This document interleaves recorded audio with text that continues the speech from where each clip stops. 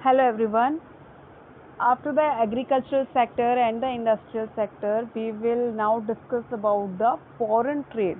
What was the situation of foreign trade during the British rule, or we can say the colonial government? So, state of India's foreign trade during the British rule is discussed as under. पहला point हमारा क्या आ रहा है इसमें, exporter of primary products and importer of the finish goods. जो हम पहले exporter हुआ करते थे अपने हैंडीक्राफ्ट इंडस्ट्रीज के प्रोडक्ट्स के लिए, अब हम उसके इम्पोर्टर्स बन गए थे और रॉ मटेरियल हम एक्सपोर्ट करने लग गए थे। ये पॉइंट हमने पहले एग्रीकल्चरल सेक्टर में और इंडस्ट्रियल वाले में भी डिस्कस किया था। क्या कि primary product that is raw material के आप एक्सपोर्टर बन गए थे, and finish product finish goods जो ब्रिटेन इंडस्ट्रीज में, मॉडर्न ब्रिटेन इंडस्ट्रीज में बन रहे थे, उनके हम इम्पोर्टर्स बन गए थे। दूसरा, ब्रिटिश रूल का एक मोनोपोली कंट्रोल क्रिएट हो गया था मार्केट में। एंड तीसरा कि इंडियन वेल्थ जो है उस बहुत तेज़ी से ड्रेन हो रही थी, है ना, तेज़ी से ख़त्म हो रही थी ब्रिटिश रूल के दौरान में। So coming to the first point, that is exporter of the primary products and importer of the finish goods. पहली चीज़ क्या आ रही है कि इंडिया प्राइमरी प्रोडक्ट का एक्सपोर्टर बन के रह गया था, जैसे रॉ सिल्क हो गया, कॉटन, वूल, है ना, ये शुगर, इंडिगो, जूट एटसेट्रा, इनके हम क्या बन गए थे, एक्सपोर्टर्स बन गए थे। और दूसरा, हम कंज्यूमर गुड्स के इम्पोर्टर बन गए थे। कंज्यूमर गुड्स कौन से थे, जैसे कि कॉटन बन गया, सिल्क है, वूलन क्लोथ्स है। कैपिटल गुड्स हैं जैसे कि light machinery produced in British industries, ये सब के हम क्या बन गए थे, इम्पोर्टर बन गए थे। ये सारी चीज़ें हमारे यहाँ हो सकती थी, लेकिन इसके लिए, इसके डेवलपमेंट के लिए ना तो गवर्नमेंट ने, जो हमारे यहाँ और या फिर जो हमारे यहाँ के वेल ऑफ लोग थे, उन्होंने भी बहुत ज़्यादा ध्यान इसके लिए नहीं दिया।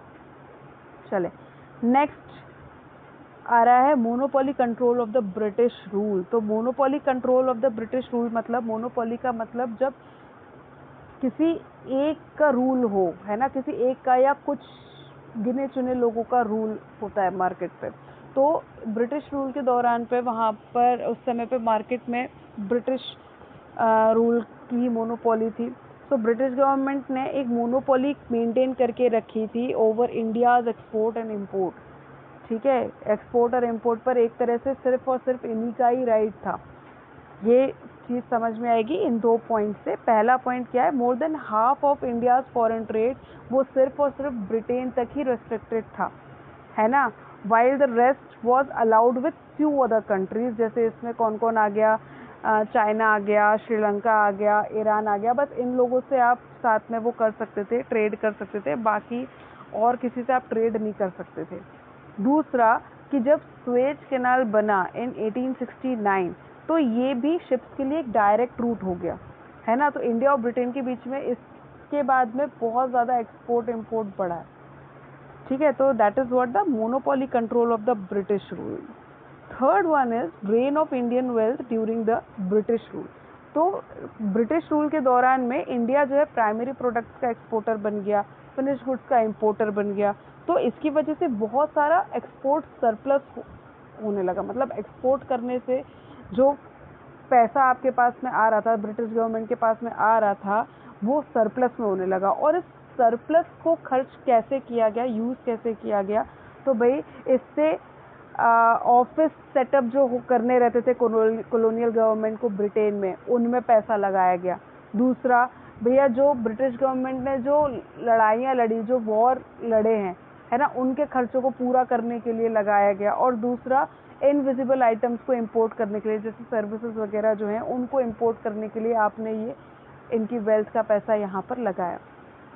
So that is all about the foreign trade, है ना। सो फॉरेन ट्रेड में हमारे पास फिर से एक बार देखेंगे 3 पॉइंट्स आ रहे हैं। पहला कि हम सिर्फ रॉ मटेरियल के एक्सपोर्टर बन के रह गए थे और फिनिश गुड्स हमको इंपोर्ट करने रहते थे, क्योंकि हमारे गुड्स की डिमांड हमारी कंट्री में नहीं हो पा रही थी। दूसरा, क्या कह रहे हैं, फिनिश गुड्स के आप इम्पोर्टर बन गए थे, है ना, जो कि ब्रिटिश इंडस्ट्रीज में बन रहे हैं। आपको कैपिटल गुड्स वगैरह छोटी छोटी चीज़ें तक हमको इम्पोर्ट ही करानी पड़ती थी। दूसरा, ब्रिटिश रूल की मोनोपोली कंट्रोल हो गई थी। मतलब ब्रिटिश गवर्नमेंट ने मोनोपोली कंट्रोल ला दिया था over India's export and import. आधे से ज़्यादा जो है इंडिया का फॉरेन ट्रेड सिर्फ ब्रिटेन तक था। कुछ थोड़े बहुत देशों में इसके लिए अलाउ किया गया था, जैसे चाइना, श्रीलंका और ईरान में। और सुएज कैनाल की वजह से भी हमने देखा कि डायरेक्ट रूट हो गया तो उधर से भी एक्सपोर्ट और इम्पोर्ट पर उसका काफ़ी असर पड़ा।